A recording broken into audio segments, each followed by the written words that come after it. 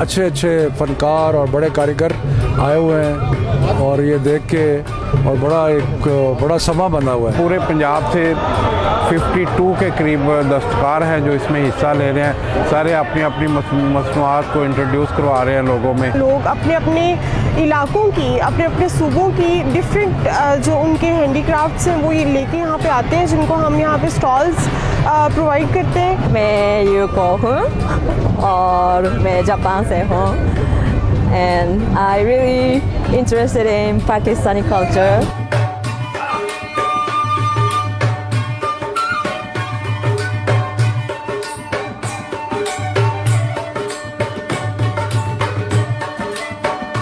ایسے لگ رہا ہے جس طرح ہم اپنے آباء و اجداد کی کچھ چھوڑی ہوئی چیزوں کو دوبارہ سے دیکھ رہے ہیں. ہر صوبے کی ثقافت ایک جگہ آتی ہے, لوگ دیکھتے ہیں, لوگوں سے متعارف ہوتے ہیں. یہ لوگ گلشا جو ہے نا ہمیں ہر سال بلاتے ہیں تو اس میں ہمیں یہ بینیفٹ ملتا ہے کہ جو ہمارا سامان بنا ہوا ہے وہ یہاں بک جاتا ہے.